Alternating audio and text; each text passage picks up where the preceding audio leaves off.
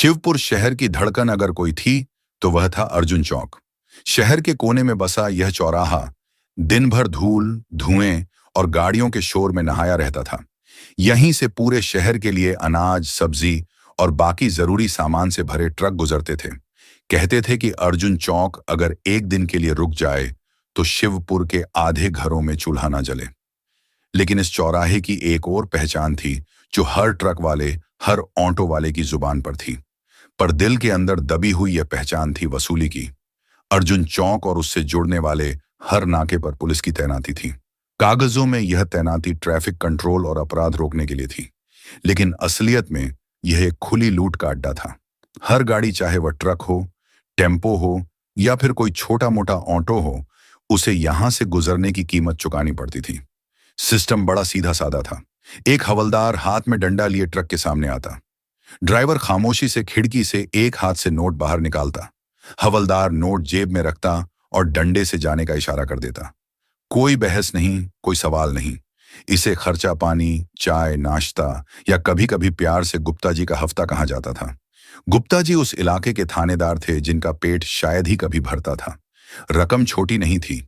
एक एक ट्रक से 100 से 200 और दिन भर में हजारों गाड़ियां। हिसाब लगाया जाए तो रोज लाखों की अवैध कमाई सीधे पुलिस की जेब में जा रही थी। यह पैसा नीचे से ऊपर तक, कांस्टेबल से लेकर बड़े साहबों तक एक तय सिस्टम से बंटता था। जनता सब देख रही थी। सब्जी वाले, चाय वाले और वहां से गुजरने वाले आम लोग, सबकी आंखों में एक बेबसी थी। डर ऐसा था कि कोई मुंह खोलने की हिम्मत नहीं करता था। सब जानते थे कि पुलिस से पंगा लेने का मतलब है अपनी रोजी रोटी पर लात मारना। कई बार किसी नए ड्राइवर ने सवाल करने की कोशिश की तो उसे ऐसा सबक सिखाया गया कि बाकी लोगों की हिम्मत भी टूट गई। थाने में बंद करके मारना, गाड़ी के कागजात फाड़ देना या झूठे केस में फंसा देना, यह सब आम बात थी। शिवपुर में इंसाफ एक मजाक बनकर रह गया था, और इस मजाक के सबसे बड़े किरदार वो थे जिनके कंधों पर इंसाफ की जिम्मेदारी थी। शहर सोता था, जागता था, लेकिन अर्जुन चौक पर वसूली का यह घिनौना खेल 24 घंटे चलता रहता था। एक दिन शिवपुर के पुलिस हेडक्वार्टर में एक नई जीप आकर रुकी। उससे एक महिला अधिकारी उतरी। सीधी सपाट वर्दी, कंधों पर चमकते सितारे, आंखों में एक ऐसी तेजी जो सामने वाले का दिल पढ़ ले, और चेहरे पर जरा भी मुस्कान नहीं। वो थी आईपीएस साक्षी राठौड़। साक्षी का नाम पुलिस डिपार्टमेंट में नया नहीं था। उनकी पिछली पोस्टिंग में उन्होंने शराब माफिया की कमर तोड़ दी थी और उससे पहले एक बड़े नेता के बेटे को सलाखों के पीछे पहुंचाया था। उनके काम करने का तरीका सीधा था। न वह किसी से डरती थी, न किसी के आगे झुकती थी। जहां भी जाती अपराधियों के लिए खौफ और ईमानदार लोगों के लिए उम्मीद लेकर आती। शिवपुर में उनकी पोस्टिंग की खबर ने ही कई बड़े अफसरों की नींद उड़ा दी थी। उन्हें पता था कि यह वह अधिकारी नहीं है जो चुपचाप बैठकर सिस्टम का हिस्सा बन जाएंगी। साक्षी ने चार्ज लेने के पहले हफ्ते में कुछ नहीं किया। वह बस अपनी जीप में बैठकर शहर का चक्कर लगाती, खासकर अर्जुन चौक के आसपास। वह दूर से देखती कि कैसे ट्रैफिक के नाम पर ट्रकों को रोका जाता है, कैसे ड्राइवर चुपचाप पैसे देता है और कैसे पुलिस वाला बेशर्मी से अपनी जेब भरता है। सब कुछ उनकी आंखों के सामने हो रहा था, एक खुली किताब की तरह। लेकिन वह जानती थी कि सिर्फ देखने से कुछ नहीं होगा।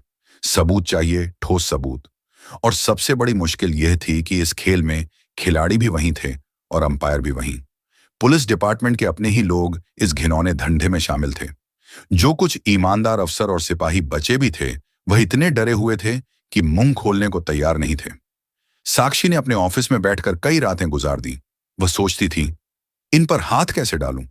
अगर मैंने सीधे एक्शन लिया तो यह लोग सबूत मिटा देंगे, गवाह कोई मिलेगा नहीं, और ऊपर बैठे इनके आका मुझे किसी झूठे केस में फंसाकर ट्रांसफर करवा देंगे।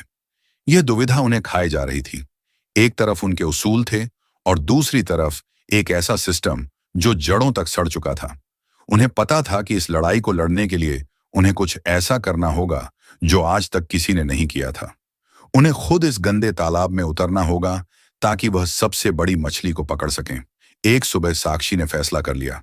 उन्होंने अपनी वर्दी अलमारी में टांग दी और एक पुरानी साधारण सी सलवार कमीज निकाली। सिर पर एक लंबा सा दुपट्टा ओढ़ा जिससे उनका चेहरा आधा छिप जाए। हाथ में एक कपड़े का थैला लिया जिसमें कुछ सब्जियां रखी और उसके नीचे छुपा दिया एक छोटा सा मोबाइल जिसका कैमरा चालू था। वो अब आईपीएस साक्षी राठौड़ नहीं थी, वो एक आम औरत थी जो शायद बाजार से घर लौट रही थी। वो एक ऑटो में बैठी और अर्जुन चौक से थोड़ा पहले उतर गई। वहां से वह पैदल चलने लगी, बिल्कुल एक आम नागरिक की तरह। चौक पर वही नजारा था। एक हवलदार जिसका नाम शायद राम भरोसे था, अपनी तोंद फुलाए खड़ा था। उसके साथ दो कांस्टेबल भी थे जो हर आने जाने वाली गाड़ी को गिद्ध की नजरों से देख रहे थे। साक्षी ने अपने थैले में रखे मोबाइल का एंगल ठीक किया और धीरे धीरे उनके करीब से गुजरने लगी। कैमरा सब कुछ रिकॉर्ड कर रहा था। उन्होंने देखा कि कैसे एक ऑटो वाले ने 20 का नोट दिया, कैसे एक मिनी ट्रक वाले से 100 रुपये वसूले गए। पैसे सीधे हवलदार की ऊपर की जेब में जा रहे थे। साक्षी थोड़ा और आगे बढ़ी ताकि हवलदार का चेहरा साफ रिकॉर्ड हो सके। वह एक चाय की दुकान के पास खड़ी हो गई और चाय का ऑर्डर दिया ताकि किसी को शक ना हो। उनका मोबाइल अभी भी उस वसूली के लाइव शो को रिकॉर्ड कर रहा था, लेकिन शायद उनकी चाल ढाल में कुछ ऐसा था जो एक आम औरत जैसा नहीं था। उनकी नजरें बहुत तेज थीं और वह बार बार अपने थैले को एडजस्ट कर रही थीं। हवलदार राम भरोसे की नजर उन पर पड़ गई। उसे शक हुआ। उसने भारी आवाज में कहा, ए औरत, इधर आ। साक्षी का दिल एक पल के लिए जोर से धड़का, लेकिन उन्होंने अपने चेहरे पर घबराहट नहीं आने दी। वो धीरे धीरे उसके पास गई। उन्होंने डरी हुई आवाज में कहा, जी साहब। कांस्टेबल ने शख्स से पूछा, क्या कर रही है यहां? कब से देख रहा हूं। घूम रही है। क्या है तेरे थैले में? साक्षी ने कहा, कुछ नहीं साहब, सब्जी है, बाजार से आ रही हूं। हवलदार ने हुक्म दिया, थैला दिखा। यह वह पल था जिसका साक्षी को डर था। अगर थैला चेक हुआ तो मोबाइल मिल जाएगा और सारा प्लान चौपट हो जाएगा। साहब, इसमें बस सब्जी है, जाने दीजिए। उन्होंने थोड़ा गिड़गिड़ाने का नाटक किया, लेकिन उनकी इस बात से हवलदार का शक और बढ़ गया। बड़ी चालाक बन रही है, जरूर कोई चोरी का माल है, ला इधर। एक कांस्टेबल ने आगे बढ़कर साक्षी का हाथ पकड़ लिया और थैला छीनने की कोशिश की। साक्षी ने अपना हाथ छुड़ाने की कोशिश की तो उसने जोर का धक्का दे दिया। साक्षी लड़खड़ा गई और उनका थैला जमीन पर गिर गया। मोबाइल छिटक कर बाहर आ गया। मोबाइल वीडियो बना रही थी हमारी। दूसरे कांस्टेबल की आंखें गुस्से से लाल हो गईं। उसने आगे बढ़कर मोबाइल उठाया और जमीन पर पटक कर उसे अपने जूते से कुचल दिया। बड़ी हिम्मत हो गई है तेरी। हवलदार ने गुस्से में साक्षी का हाथ फिर से पकड़ लिया। तुझे तो आज ऐसा सबक सिखाएंगे कि। इसी छीना झपटी में साक्षी के सिर से दुपट्टा खिसक गया। एक पल के लिए वहां सन्नाटा छा गया। हवलदार और दोनों कांस्टेबलों की आंखें फटी की फटी रह गईं। उनके सामने कोई आम औरत नहीं, बल्कि जिले की सबसे बड़ी पुलिस अफसर आईपीएस साक्षी राठौड़ खड़ी थी। उनके चेहरे का रंग उड़ गया, जैसे किसी ने उनकी सारी जान निकाल ली हो। हाथ पैर कांपने लगे और पसीना छूट गया।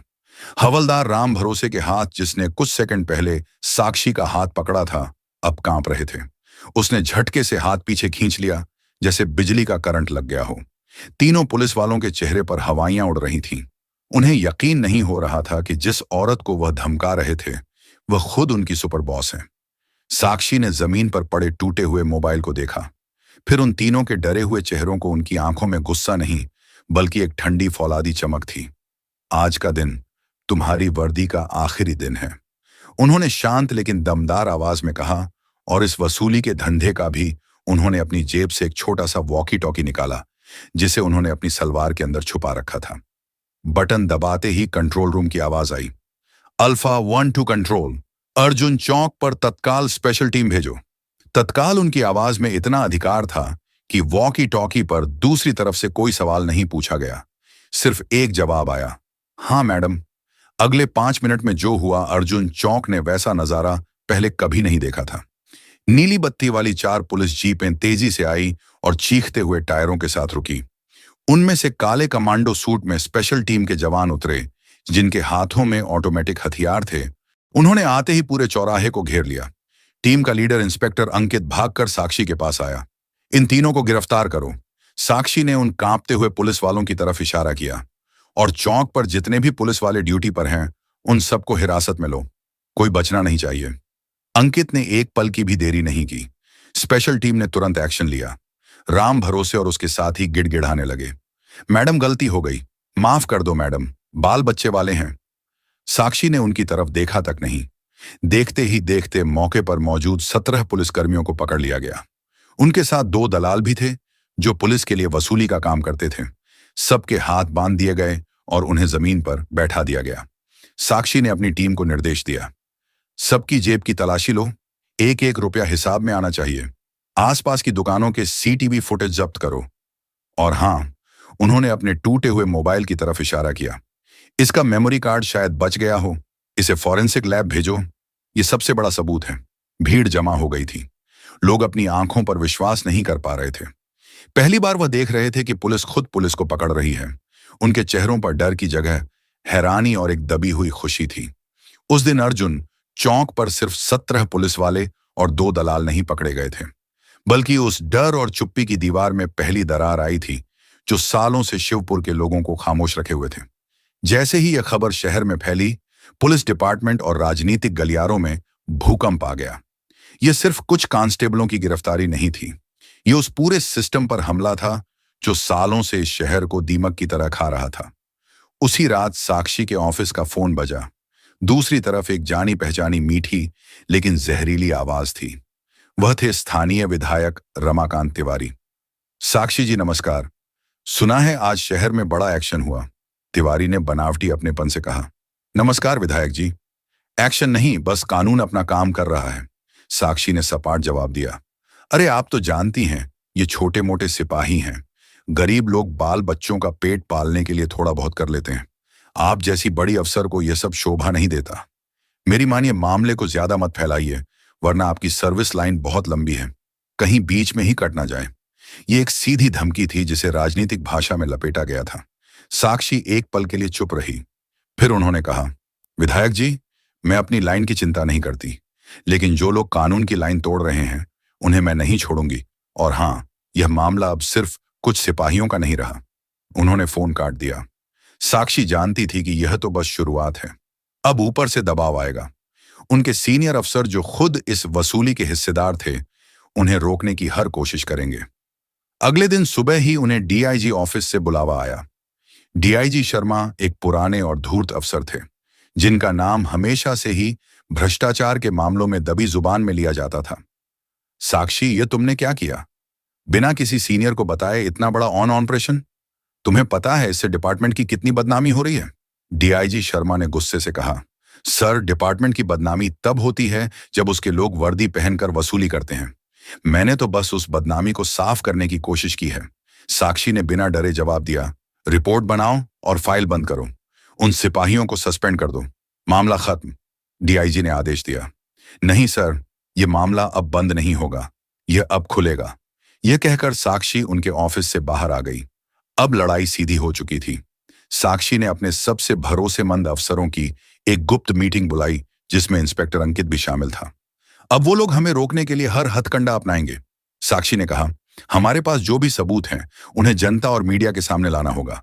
अगर जनता हमारे साथ खड़ी हो गई तो यह नेता और अफसर हमारा कुछ नहीं बिगाड़ पाएंगे। प्लान तैयार था। अगले दिन साक्षी ने एक प्रेस कॉन्फ्रेंस बुलाई। उन्होंने मीडिया के सामने वह सारे सबूत पेश कर दिए। सीसीटीवी फुटेज जिसमें पुलिस वाले पैसे ले रहे थे, दलालों के कबूलनामे के वीडियो और गिरफ्तार पुलिस वालों की जेब से मिले हजारों रुपयों का ब्यौरा। उन्होंने टूटे हुए मोबाइल की कहानी भी बताई और कहा, जब एक आईपीएस अफसर के साथ सड़क पर यह हो सकता है, तो सोचिए आम आदमी का क्या हाल होता होगा। यह प्रेस कॉन्फ्रेंस एक धमकी की तरह थी। खबर टीवी चैनलों पर चलने लगी, अखबारों के पहले पन्ने पर छप गई। सोशल मीडिया पर हम साक्षी के साथ हैं ट्रेंड करने लगा। आम लोग जो कल तक डर के मारे चुप थे, अब साक्षी के समर्थन में बोलने लगे। शिवपुर के लोगों को सालों बाद एक ऐसी आवाज मिली थी जिस पर वह भरोसा कर सकते थे। साक्षी ने सिस्टम पर सीधा वार किया था और अब पूरा शहर उनके पीछे खड़ा था। जनता का समर्थन देखकर भ्रष्ट नेता और अफसर बौखला गए। जब दबाव और धमकियों से काम नहीं बना, तो उन्होंने दूसरा और सबसे गंदा हथियार इस्तेमाल किया, कीचड़ उछालना। अगले कुछ दिनों में शहर के कुछ स्थानीय अखबारों और न्यूज पोर्टल्स पर साक्षी के खिलाफ खबरें छपने लगी। किसी ने लिखा कि साक्षी ने अपनी पिछली पोस्टिंग में एक बिल्डर से मोटी रकम ली थी। किसी ने छापा कि वह खुद एक बड़े रैकेट का हिस्सा हैं और अर्जुन चौक पर अपना वसूली सिस्टम बनाना चाहती हैं, इसीलिए पुराने लोगों को हटा रही हैं। तरह तरह की फर्जी खबरें फैलाई जाने लगी ताकि उनकी ईमानदार छवि को तोड़ा जा सके। साक्षी इन सब से परेशान तो हुई, लेकिन टूटी नहीं। उन्होंने एक और प्रेस कॉन्फ्रेंस की और सीधे कैमरे में देखकर बोली, जो लोग मुझ पर भ्रष्टाचार के आरोप लगा रहे हैं, मैं उन्हें खुला चैलेंज देती हूं। अगर आपके पास मेरे खिलाफ एक भी सबूत है तो सामने लाइए। अगर मैं दोषी साबित हुई तो इसी वक्त इस्तीफा देकर चली जाऊंगी। लेकिन अगर यह आरोप झूठे निकले तो अफवाह फैलाने वालों को मैं ऐसी सजा दिलवाऊंगी जो वह जिंदगी भर याद रखेंगे।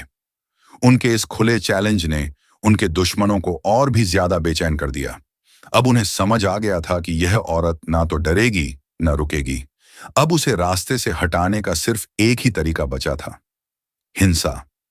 एक रात जब साक्षी देर से काम खत्म करके अपनी सरकारी जीप से घर लौट रही थी, उन्होंने महसूस किया कि दो बाइक सवार उनकी गाड़ी का पीछा कर रहे हैं। शहर के बाहरी इलाके की एक सुनसान सड़क पर उन बाइक्स ने ओवरटेक करके जीप को रोकने की कोशिश की।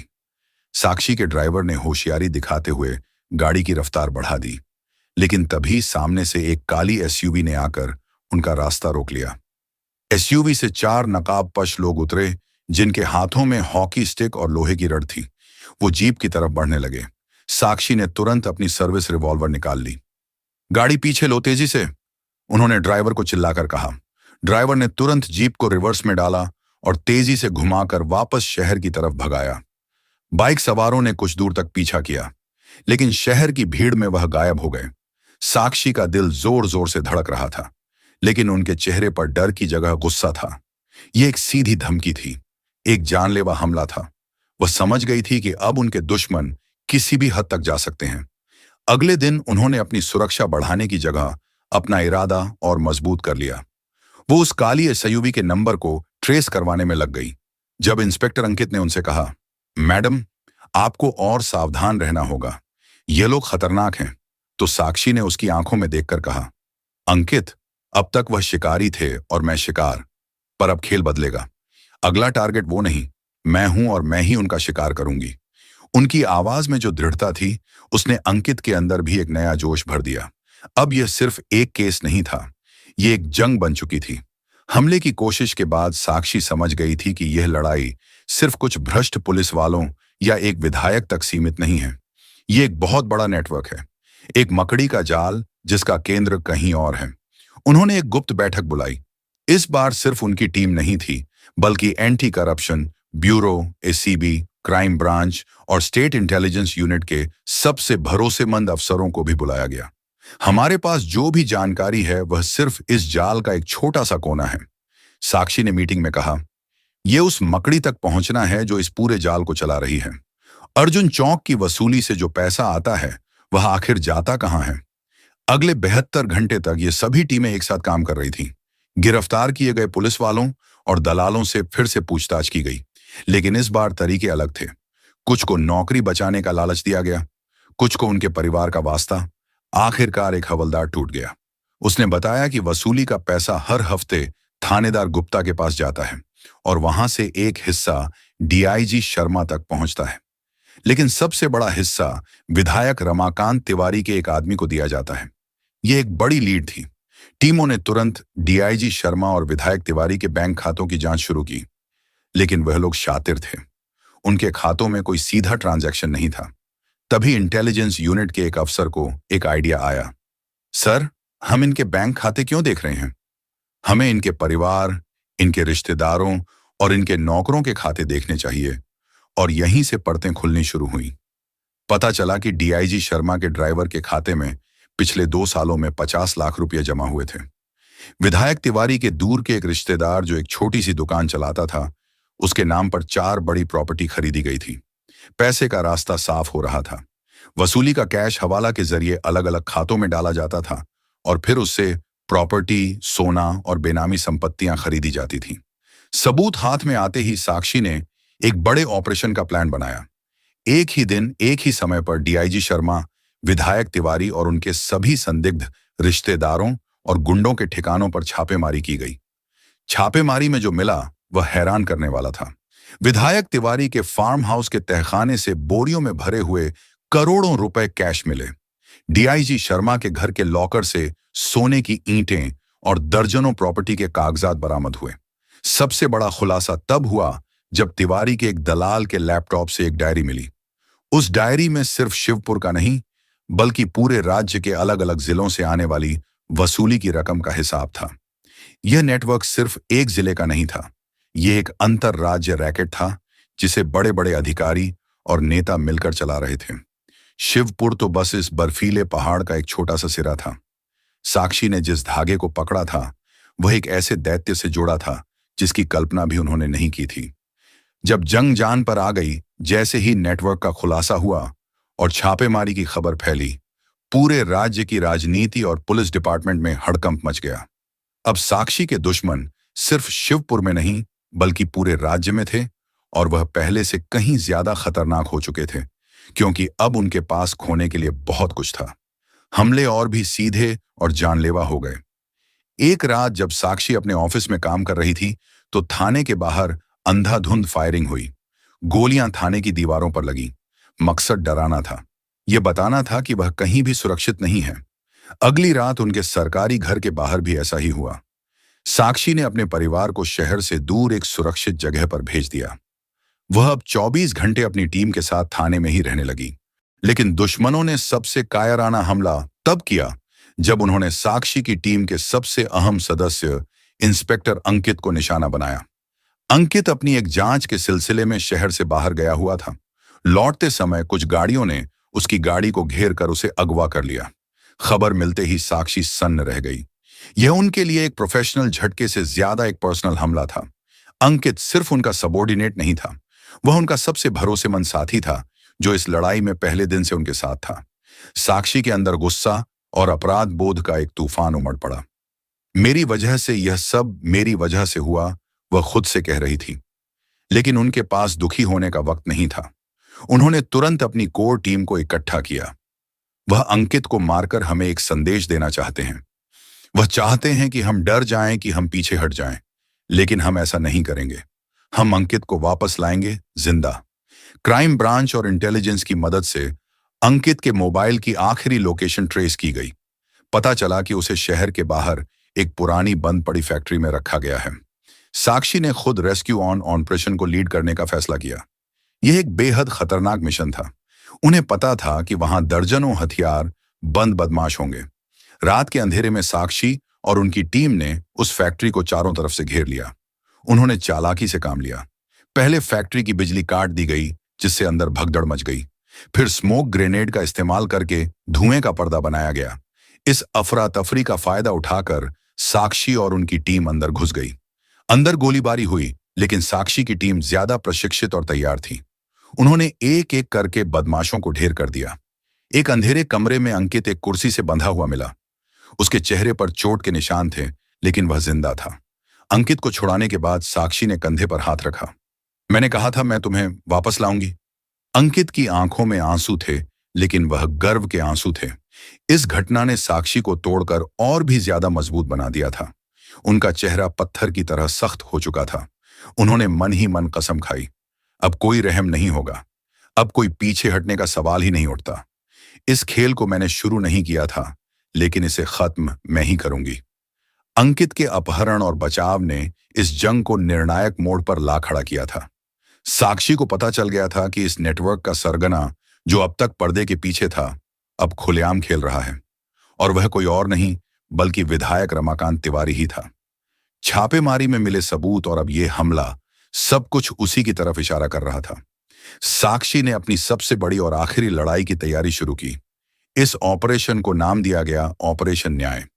प्लान यह था कि एक ही रात में, एक ही समय पर तिवारी से जुड़े 6 मुख्य ठिकानों पर एक साथ रेड की जाएगी।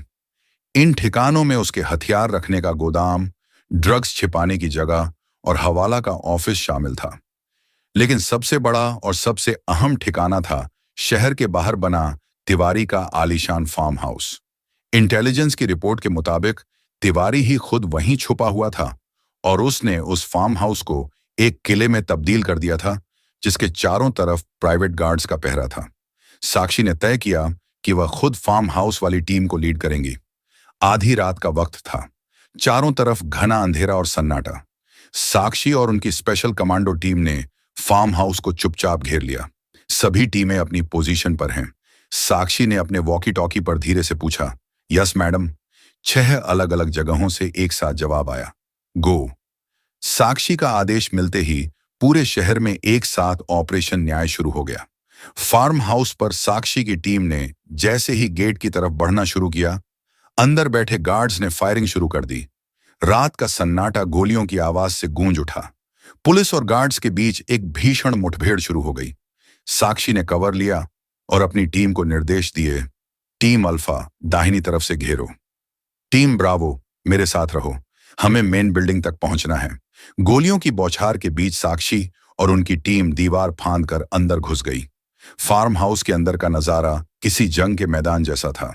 चारों तरफ गोलीबारी और चीख पुकार। साक्षी किसी शेरनी की तरह लड़ रही थी। उन्होंने खुद 2 गार्ड्स को ढेर किया और अपनी टीम के साथ मेन बिल्डिंग के दरवाजे तक पहुंच गई। दरवाजा अंदर से बंद था। साक्षी ने चिल्लाकर कहा, दरवाजा तोड़ दो। कमांडो ने एक छोटे से धमाके से दरवाजे को उड़ा दिया। अंदर का हॉल खाली था। तिवारी वहां नहीं था। वो ऊपर है या फिर बेसमेंट में, अंकित ने कहा। साक्षी और उनकी टीम सीढ़ियों से ऊपर की तरफ भागी। ऊपर एक कमरे में रमाकांत तिवारी अपने कुछ गुंडों के साथ छिपा हुआ था। उसने साक्षी को देखते ही उन पर गोली चलाई, लेकिन निशाना चूक गया। इससे पहले कि वह दोबारा फायर कर पाता, अंकित ने उसके हाथ पर गोली मारकर उसकी पिस्तौल गिरा दी। कुछ ही पलों में तिवारी और उसके सारे गुंडे जमीन पर थे और उनके हाथों में हथकड़ियां थीं। तिवारी, जो कुछ देर पहले तक राज्य का सबसे ताकतवर आदमी था, अब हथकड़ियों में सिर झुकाए खड़ा था। साक्षी ने उसकी आंखों में देखकर कहा, खेल खत्म विधायक जी। उसी समय बाकी जगहों से भी कामयाबी की खबरें आने लगीं। भारी मात्रा में हथियार, ड्रग्स और कैश बरामद हुआ था। जब सुबह तिवारी और उसके पूरे नेटवर्क की गिरफ्तारी की खबर शहर में फैली, तो जैसे एक त्योहार का माहौल बन गया। लोग सड़कों पर निकल आए, ढोल बजाने लगे, मिठाइयां बांटने लगे। सोशल मीडिया पर साक्षी के नाम की बाढ़ आ गई। शिवपुर के लोगों ने पहली बार सच में न्याय को जीतते हुए देखा था। गिरफ्तारी के बाद असली लड़ाई कोर्ट रूम में शुरू हुई। रमाकांत तिवारी और उसके साथियों ने देश के सबसे महंगे और चालाक वकीलों को खड़ा कर दिया।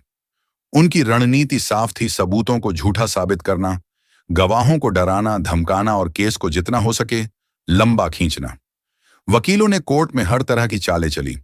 उन्होंने कहा कि सीसीटीवी फुटेज से छेड़छाड़ की गई है, गवाहों को पुलिस ने डराकर बयान दिलवाए हैं और छापेमारी में मिला कैश और सामान साक्षी ने खुद रखवाया है। उन्होंने साक्षी के चरित्र पर भी कीचड़ उछालने की कोशिश की, लेकिन साक्षी और उनकी टीम ने पूरी तैयारी कर रखी थी। हर सबूत को फॉरेंसिक जांच से पुख्ता किया गया था। हर गवाह को पुलिस सुरक्षा दी गई थी। साक्षी ने कोर्ट में पेश होने से पहले हजारों पन्नों की चार्जशीट को शब्द बाई शब्द पढ़ा था। जब साक्षी गवाही देने के लिए कटघरे में खड़ी हुई, तो पूरे कोर्ट रूम में सन्नाटा छा गया। तिवारी के वकील ने उनसे घंटों तक उल्टे सीधे सवाल पूछे, उन्हें उकसाने की कोशिश की, उन्हें थकाने की कोशिश की। वकील ने पूछा, मिस राठौर, क्या यह सच नहीं है कि आप विधायक जी से व्यक्तिगत दुश्मनी रखती हैं? साक्षी ने शांति से जवाब दिया, मेरी दुश्मनी किसी व्यक्ति से नहीं, अपराध से है। आपके पास क्या सबूत है कि यह पैसा वसूली का ही है? मेरे पास सिर्फ सबूत नहीं, मेरे पास उन हजारों ट्रक ड्राइवरों और ऑटो वालों की खामोश चीखें हैं जिन्हें सालों तक लूटा गया। मेरे पास उन ईमानदार पुलिस वालों की बेबसी है जो इस सिस्टम के आगे चुप थे। और मेरे पास वो टूटे हुए मोबाइल का मेमोरी कार्ड है जिसमें आपके क्लाइंट के गुंडे एक आईपीएस ऑफिसर से भी वसूली करने से नहीं डर रहे थे। साक्षी की हर बात में सच्चाई और आत्मविश्वास था। उन्होंने एक एक करके डिफेंस की हर दलील को काट दिया। महीनों तक केस चला, लेकिन अंत में सच झूठ पर भारी पड़ा। जज ने जब अपना फैसला सुनाना शुरू किया, तो कोर्ट खचाखच भरा हुआ था। तमाम सबूतों और गवाहों के बयानों को मद्देनजर रखते हुए यह अदालत इस नतीजे पर पहुंची है कि रमाकांत तिवारी, डीआईजी शर्मा और उनके सभी 25 साथी एक संगठित अपराध नेटवर्क चलाने, भ्रष्टाचार, हत्या के प्रयास और कई अन्य संगीन मामलों में दोषी पाए जाते हैं। जज ने एक पल का विराम लिया और फिर कहा, अदालत इन सभी दोषियों को आजीवन कारावास की सजा सुनाती है। फैसला सुनते ही तिवारी और उसके साथी सन्न रह गए। वहीं कोर्ट के बाहर खड़ी भीड़ में खुशी की लहर दौड़ गई। लोग चिल्लाने लगे, न्याय हुआ, न्याय हुआ, साक्षी राठौड़ जिंदाबाद। उस दिन शिवपुर के लोगों का कानून पर खोया हुआ विश्वास वापस लौट आया था। उन्होंने देख लिया था कि अगर एक इंसान भी ईमानदारी और हिम्मत से खड़ा हो जाए, तो बड़े से बड़े अन्याय के साम्राज्य को मिटाया जा सकता है। कोर्ट से बाहर निकलते हुए साक्षी को हजारों लोगों की भीड़ ने घेर लिया। लोग उन पर फूल बरसा रहे थे, मालाएं पहना रहे थे। कुछ बूढ़ी औरतें उनके सिर पर हाथ रखकर आशीर्वाद दे रही थीं। छोटे छोटे बच्चे आकर उनके हाथ चूम रहे थे। साक्षी का मन थक चुका था, शरीर जवाब दे रहा था, लेकिन उनके दिल में एक गहरा सुकून था। यह वह सुकून था जो एक लंबी और कठिन लड़ाई जीतने के बाद मिलता है। उनकी आंखों में हल्की सी नमी थी, लेकिन यह खुशी के आंसू थे। एक पत्रकार ने उनसे पूछा, मैडम, अब जब सबसे बड़ा अपराधी पकड़ा गया है, तो क्या आपकी लड़ाई खत्म हो गई? साक्षी ने भीड़ को देखते हुए माइक पर कहा, नहीं, यह तो बस एक शुरुआत है। मेरी लड़ाई तब तक खत्म नहीं होगी जब तक इस देश का आखिरी अपराधी भी जेल में नहीं पहुंच जाता और हर आम इंसान बिना डरे सम्मान के साथ अपनी जिंदगी नहीं जी सकता। उनकी इस बात पर तालियों की गड़गड़ाहट गूंज उठी। उस रात अपने घर की खिड़की पर खड़ी साक्षी आसमान को देख रही थी। पूरा शहर जश्न में डूबा था, लेकिन उनके मन में एक शांति थी। आसमान में चांद पूरी तरह से चमक रहा था, जैसे वह भी सच और इंसाफ की इस जीत का गवाह बन रहा हो। साक्षी राठौड़ ने शिवपुर को सिर्फ अपराधियों से मुक्त नहीं कराया था, उन्होंने लोगों के दिलों में उम्मीद का एक ऐसा दिया जला दिया था जिसकी रोशनी आने वाली कई पीढ़ियों को रास्ता दिखाएगी। तो दोस्तों, आज के लिए बस इतना ही। तो कैसी लगी आपको यह कहानी? अगर अच्छी लगी और आगे भी ऐसी ही कहानी सुनना चाहते हैं तो वीडियो को एक प्यार सा लाइक करके हमारे चैनल को सब्सक्राइब जरूर कर दें और कमेंट में जय हिंद जरूर लिखें। तो चलिए मिलते अगली बार एक और नई कहानी के साथ। तब तक के लिए धन्यवाद।